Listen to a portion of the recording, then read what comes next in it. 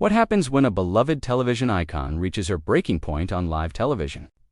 The morning started like any other at Studio 1A in Rockefeller Plaza. But what unfolded between Valerie Bertinelli and Hoda Kotb would become one of the most talked about moments in morning television history. The tension was palpable from the very first question, and by the end, viewers across America watched in stunned silence as Bertinelli did something no one saw coming. Before we get into exactly what went down, make sure you hit that subscribe button and drop a comment below telling us what you think really happened here. Because this story has layers that go far deeper than what most people realize. The green room had been unusually quiet that morning. Valerie Bertinelli sat in the makeup chair, her publicist hovering nearby with a tablet, scrolling through talking points. The appearance was supposed to be straightforward, a simple promotional segment for her new cookbook, a chance to share some recipes and talk about her journey with food and family. She had done hundreds of these interviews over her decades in the spotlight, from her days on One Day at a Time to her Food Network shows. This should have been easy, comfortable even. But there was something in the air that morning, a strange energy that Bertinelli couldn't quite place. Her publicist kept glancing at her phone, her expression growing more concerned with each passing minute. When the production assistant came to escort Valerie to the set, there was a brief, whispered exchange between the publicist and the assistant that Bertinelli couldn't quite hear. She asked if everything was okay, and both women smiled, perhaps a bit too brightly, assuring her that everything was fine. The walk from the green room to the studio floor felt longer than usual. Bertinelli could hear the murmur of the studio audience, the bustling energy of a live morning show in full swing, as she rounded the corner and the lights of the main set came into view. She saw Hoda Kotb standing by the interview area, speaking with the producer. There was something about Hoda's body language, the way she held her note cards, the set of her jaw, that made Bertinelli's stomach tighten slightly. Still, she pushed the feeling aside. Hoda had always been warm and gracious in their previous interactions. There was no reason to think today would be any different. As Bertinelli approached, Hoda turned and greeted her with a smile. Air kisses on both cheeks, the standard morning show welcome. They exchanged pleasantries about the early hour, about the weather, about how great Valerie looked. Everything seemed normal, or at least it was performing normalcy convincingly enough. The stage manager began to count down, and Bertinelli settled into her seat across from Hoda. The cameras came alive, the red lights glowing like watchful eyes. Hoda's on-air persona snapped into place. That effortless blend of warmth and professionalism that had made her a morning show staple. She welcomed viewers back from the commercial break and introduced Valerie with genuine enthusiasm, rattling off her impressive credentials and expressing excitement about the new cookbook. Bertinelli smiled and thanked her, feeling herself relax slightly into the familiar rhythm of a morning show interview. The first few questions were exactly what she expected. Softballs about the inspiration behind the cookbook, about her favorite recipes, about cooking for family and friends.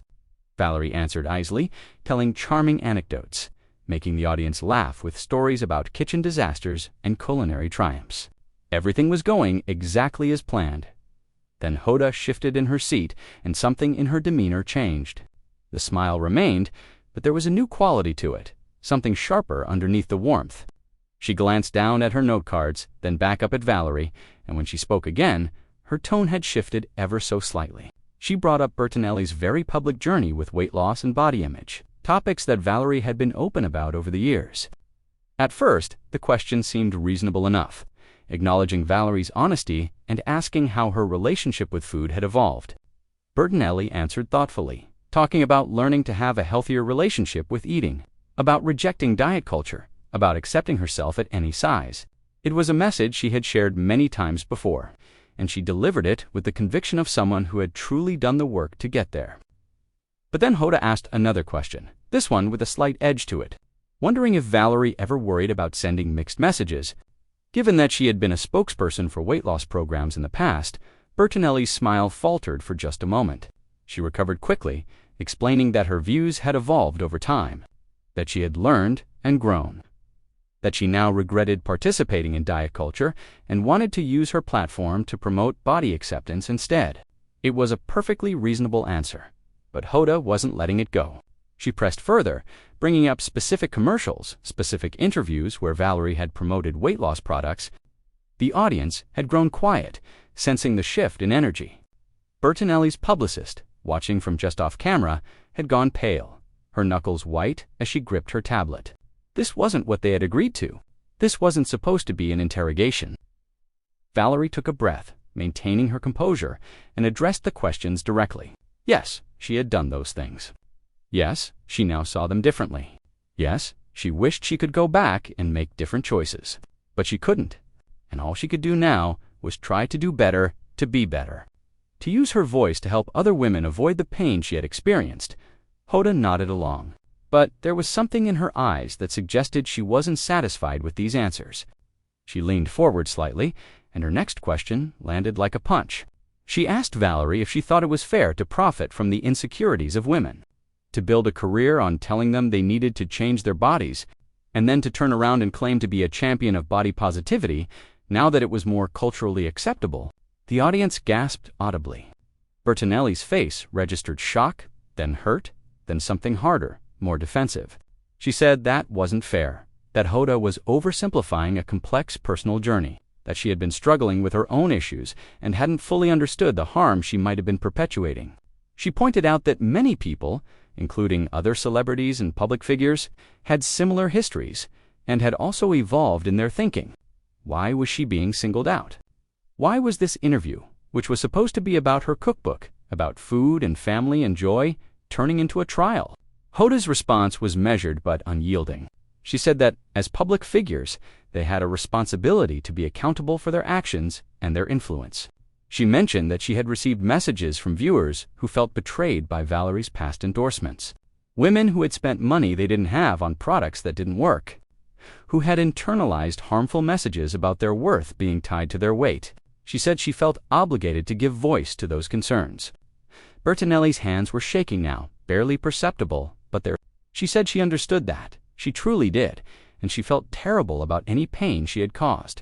But she also said that she had been open about her regrets, that she had apologized, that she had spent years trying to make amends through her words and her actions. What more did Hoda want from her? What more did anyone want from her? At what point was she allowed to move forward without being constantly pulled back into her past mistakes? The tension was thick enough to cut with a knife. Hoda didn't back down. She said that moving forward didn't mean avoiding difficult conversations. She said that accountability was an ongoing process, not a one-time declaration.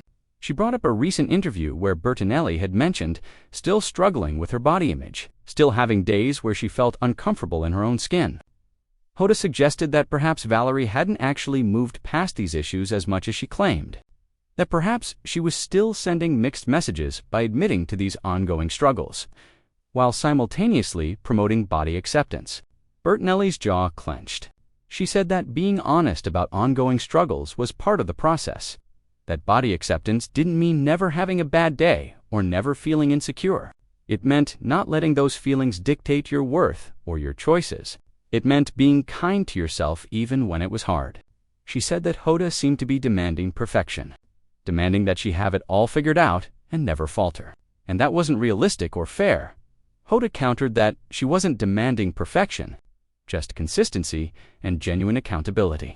She brought up Bertinelli's divorce, her public comments about her ex-husband, the way she had shared intimate details of her personal life on social media and in interviews. Hoda asked if Valerie had considered how that might affect the people involved, particularly her ex-husband, who hadn't asked to have his life dissected in the public sphere. Bertinelli looked genuinely taken aback now. She said that was a completely different topic, that her personal life and her relationships were her own to discuss if she chose to, and that she had always tried to be respectful, even when sharing her truth. Hoda raised an eyebrow and asked if her ex-husband would agree with that assessment. Bertinelli's voice rose slightly as she said she couldn't speak for him, but she had every right to tell her own story, to process her own experiences out loud. Hoda's expression hardened at the word ambush. She said this wasn't an ambush. It was journalism. It was asking the questions that needed to be asked. Rather than lobbing softballs and letting celebrities control the narrative, she said that morning show interviews had become too safe, too sanitized, too much about promotion, and not enough about substance. She said viewers deserved more than infomercials disguised as conversations. Bertinelli's laugh was bitter, almost sharp enough to cut. She said if Hoda wanted to do hard-hitting journalism, perhaps she should have given her a heads up. Perhaps she should have said this was going to be an investigative interview rather than a cookbook chat. She said there was a difference between journalism and a surprise attack, and what Hoda was doing felt a lot more like the latter. She pointed out that she had come here in good faith, prepared to talk about food and family, and instead she was being put on trial for every mistake she had ever made. Every imperfect moment. Every time she had been human and flawed. Hoda leaned back slightly, her arms crossing in front of her. She said that good faith went both ways, that public figures who built their brands on relatability and authenticity should be willing to engage with difficult questions, not just the easy ones. She brought up another point, mentioning that Bertinelli had been vocal about certain social issues on her social media. Weighing in on political topics and cultural debates, Hoda asked if Valerie felt qualified to speak on these issues, if she had done the work to truly understand the complexities involved, or if she was simply performing activism because it was expected of celebrities now. Bertinelli's mouth fell open slightly. She looked genuinely stunned by the question. She said she spoke up about things she cared about, things that affected her and the people she loved, and she didn't think anyone needed a degree in political science to have an opinion, or to use their platform to support causes they believed in. She said that suggesting celebrities should stay silent unless they were experts was a way of silencing people, of maintaining systems of power that benefited from public apathy. Hoda didn't miss a beat. She said there was a difference between having an opinion and using a massive platform to influence others, especially when that influence could have real-world consequences. She brought up a specific instance where Bertinelli had shared information on social media that turned out to be incomplete or misleading, contributing to confusion around an important issue. Hoda asked if Valerie took responsibility for that, if she understood the potential harm of spreading information without properly vetting it first. Bertinelli's face flushed. She said yes, she had made a mistake. She had shared something without fully researching it, and she had apologized and corrected it when she realized the error. She said she was human, she made mistakes, and she owned up to them when they happened. She asked how many times she was expected to apologize for being imperfect, how many hoops she was supposed to jump through, before she was allowed to just exist without constant scrutiny and criticism. The emotion in Bertinelli's voice was raw now, no longer contained by the professional veneer she had been maintaining. She said she had spent her entire life in the public eye from the time she was a teenager, and she had never claimed to be perfect or to have all the answers. She said she had always tried to be honest, to show her real self, flaws and all, because she thought that was what people wanted, what they needed to see. She said she had been through divorce, through grief, through struggles with her body and her self-worth, and she had shared those experiences because she thought they might help someone else feel less alone. She said she had spent decades trying to be enough, trying to make everyone happy, trying to say the right things and do the right things, and it was never enough. There was always someone ready to tear her down, to point out every flaw, every misstep. Every moment where she fell short of some impossible standard, Hoda's expression softened slightly, but she didn't back down.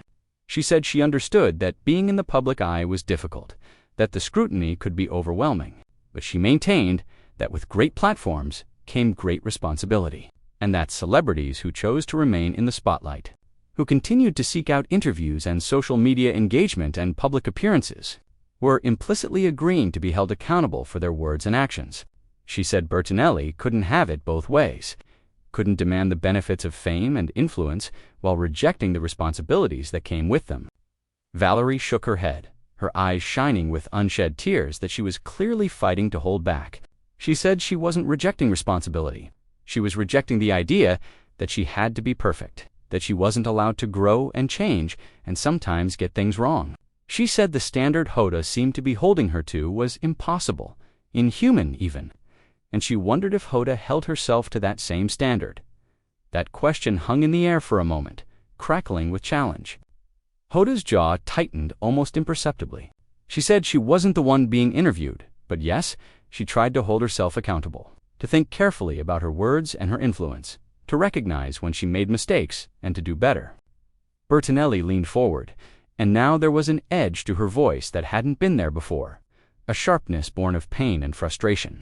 She said that was easy to say when you were the one asking the questions, when you were in the position of power, when you got to decide what was discussed and how it was framed. She asked Hoda if she had ever considered that this interview, this approach, might be doing harm, might be contributing to a culture of tearing down women, of demanding they explain and justify themselves endlessly, of never letting them move past their mistakes.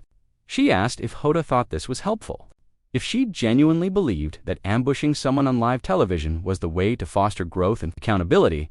Hoda bristled visibly at the repeated use of the word ambush. She said again that this was not an ambush. These were legitimate questions based on Bertinelli's public statements and actions. She said that if Valerie felt attacked, perhaps that was because she wasn't as comfortable with real accountability as she claimed to be. Perhaps the image of authenticity and growth was more performance than reality. Bertinelli's hands gripped the arms of her chair. Her voice dropped, becoming quieter but somehow more intense. She said that was incredibly unfair, that Hoda was twisting everything she said, that there was no way to win in this conversation because Hoda had already decided what she thought and was just looking for confirmation. She said this wasn't an interview, it was a prosecution, and she was tired of defending herself for the crime of being human and imperfect and still trying. The audience was completely silent now, the energy in the studio almost unbearable in its tension. Hoda opened her mouth to respond, but Bertinelli kept talking, the words spilling out now like a dam had broken. She said she had come here today excited to share something positive, to talk about food and connection and the joy of cooking for people you love. She said she had been looking forward to this appearance, had thought it would be fun and light and a chance to connect with viewers about something that brought her genuine happiness. Instead, she had been blindsided, attacked, made to feel like everything she had ever done was wrong, like she was fundamentally flawed and unworthy. She said she didn't deserve this, that no one deserved this, and she was done playing along. She said if this was what morning television had become, if this was what passed for journalism now, then she wanted no part of it. Hoda tried to interject, saying that Bertinelli was being dramatic, that difficult conversations didn't equal attacks, but Valerie talked over her. She said she had spent enough of her life letting other people define her, judge her, tell her she wasn't good enough, or thin enough, or perfect enough. She said she had done the work to heal from that, to build a sense of self-worth that wasn't dependent on other people's approval, and she wasn't going to sit here and let Hoda undo that work for the sake of ratings or some misguided sense of journalistic duty. She said she was a person, a real human being with feelings and struggles and a heart that could be hurt, and she mattered more than whatever point Hoda was trying to make. Her voice cracked slightly on those last words, the emotion finally breaking through completely. For a moment, she looked vulnerable and lost, like all the confidence and defenses had been stripped away, leaving only raw pain. Hoda's expression shifted, something that might have been regret or concern flickering across her face. She started to say something, her tone softening, perhaps recognizing that she had pushed too far. But Bertinelli held up her hand, stopping her. She said she didn't want to hear it, didn't want the backpedaling or the attempt to smooth things over now that it had all gone too far. She said the damage was done, that you couldn't unsay things, couldn't undo the harm of making someone feel small and attacked and cornered. She said she had learned that lesson the hard way in her own life, and clearly Hoda was about to learn it too. She reached up and unclipped her microphone with shaking hands, the small pack attached to her waistband coming free with a harsh sound in the sudden quiet. Hoda stood up as well now, her professional composure cracking for the first time. She said they should really talk about this, that walking off wasn't the answer, that they could work through this if Valerie would just sit back down. But Bertinelli shook her head slowly, almost sadly. She said some things couldn't be worked through in the moment. Some damage took time to process and heal from them, and she needed to remove herself from this situation before it got any worse.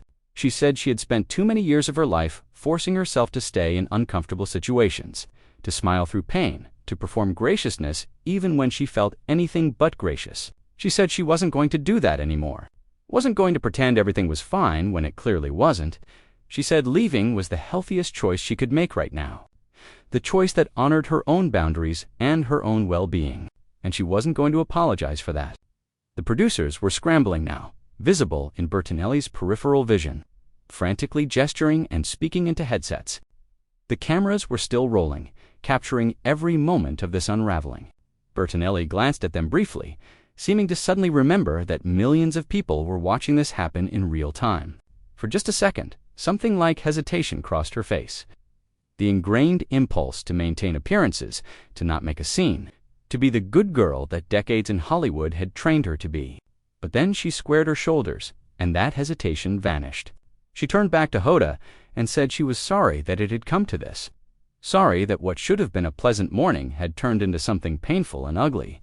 But she was clear that she wasn't sorry for leaving, wasn't sorry for choosing herself, wasn't sorry for refusing to continue participating in something that felt harmful and wrong. Hoda's face was a complicated mix of emotions now, frustration and concern, and something that might have been shame, all competing for dominance. She said that Bertinelli was making this into something it didn't have to be, that she was overreacting, that if she would just calm down, they could have a reasonable conversation about everything. Bertinelli's laugh was short and humorless. She said that telling someone they were overreacting, telling them to calm down, was perhaps the worst possible response in this moment. She said it was dismissive and condescending, and exactly the kind of thing that made people, especially women, doubt their own perceptions and feelings. She said she wasn't overreacting. She was reacting appropriately to being treated poorly, and she wasn't going to let anyone make her question that. She said her feelings were valid. Her response was valid, and she didn't need Hoda's permission or approval to recognize that and act accordingly. The audience had started to shift uncomfortably in their seats, some people whispering to each other, others filming on their phones, despite the no recording policy. The energy in the studio had gone from shocked silence to a kind of anxious buzzing, everyone processing what they were witnessing, everyone knowing they would be talking about this for a long time. One of the producers finally stepped onto the set, approaching carefully like someone trying not to spook a frightened animal. She spoke softly to Bertinelli, asking if there was anything she could do, if there was anything Valerie needed.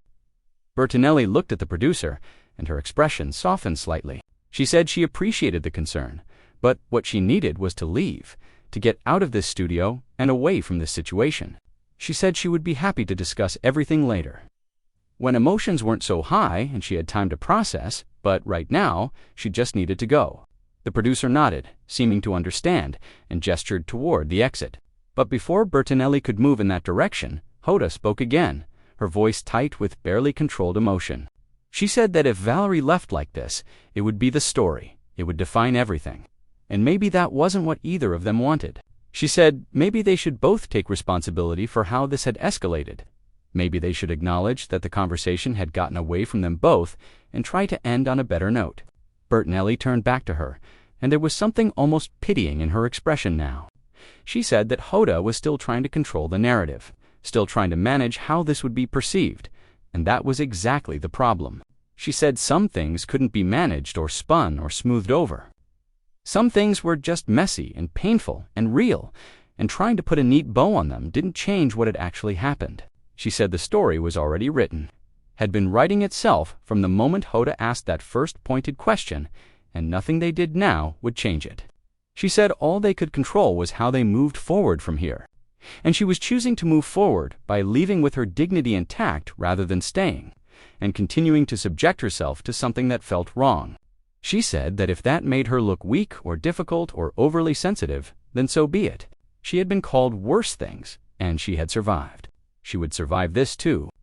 Hoda's eyes were glistening now, though whether from anger or regret or something else entirely was impossible to say. She said she had never meant to make Bertinelli feel attacked, that her intention had been to have a substantive conversation, to dig deeper than the usual surface-level morning show fare. She said maybe she had pushed too hard, maybe she had misjudged the tone, but her intentions had been good. Bertinelli's smile was sad and knowing. She said the road to hell was paved with good intentions, that impact mattered more than intent. And the impact of this interview had been to make her feel ambushed and attacked and diminished. She said she believed that Hoda hadn't set out to cause harm, but harm had been caused nonetheless. And acknowledging that was the first step toward actually understanding what had gone wrong here. She said maybe Hoda had been so focused on asking the hard questions, on proving that morning shows could do serious journalism, that she had forgotten there was a real person on the other end of those questions, someone with feelings and limits and a breaking point. She said, journalism shouldn't be about breaking people, It should be about illuminating truth. And there were ways to pursue truth that didn't require cruelty or ambush tactics. Hoda opened her mouth as if to argue, then closed it again. For a long moment, the two women just looked at each other, and something unspoken seemed to pass between them. Perhaps it was recognition, an acknowledgement of how completely this had spiraled. How what should have been routine had become anything but. Perhaps it was exhaustion, the emotional toll of the last several minutes finally settling over both of them. Perhaps it was simply the understanding that they were at an impasse, that nothing productive could come from continuing this conversation right now. Whatever it was, Hoda finally nodded slowly and stepped back, giving Bertinelli a clear path to the exit. She said she was sorry that things had ended this way, and there was something genuine in her voice now. Stripped of the confrontational edge that had defined most of the interview, Bertinelli acknowledged the apology with a small nod but didn't return it. She had apologized enough, explained enough, defended herself enough for one day. She turned toward the exit, and the producer moved with her, a protective presence guiding her away from the set. As they walked, Bertinelli could feel the weight of hundreds of eyes on her back. The studio audience, the crew, the cameras, still recording every step. She kept her head high, her pace steady, refusing to rush or skulk away like she had done something wrong. She hadn't done anything wrong. She had simply reached her limit and honored it, and there was no shame in that. Behind her, she could hear Hoda beginning to speak to the camera, trying to transition to something else, trying to salvage what remained of the show. But Bertinelli didn't look back, didn't pause, didn't give any indication that she heard or cared what was being said in her absence. The walk from the set to the green room felt surreal, like moving through water or a dream. The hallways that had seemed normal just an hour ago now felt strange and unfamiliar. The bright lights, too harsh. The cheerful morning show posters on the walls almost mocking in their forced happiness. Bertinelli's publicist met her halfway, her face pale and strained. She started to speak, probably to ask what had happened or what they should do next, but Bertinelli just shook her head. She said they would talk in the car, that right now she just needed to get her things and leave this building. The publicist seemed to understand, falling into step beside her without further questions. In the green room, Bertinelli gathered her belongings quickly, shoving her phone and wallet into her purse with trembling hands. The adrenaline that had carried her through the confrontation and the walk-off was beginning to fade, leaving exhaustion and delayed shock in its wake. Her publicist helped her into her coat, a small gesture of care that Bertinelli found herself unexpectedly grateful for. As they moved toward the exit, passing studios and offices where people were no doubt already watching clips of what had just happened, already crafting their takes and hot takes and analysis. Bertinelli felt a strange sense of calm beginning to settle over her. Asterisk, if you made it this far. Make sure to hit that subscribe button and let me know in the comments. Do you think Valerie was right to walk off, or should she have stayed?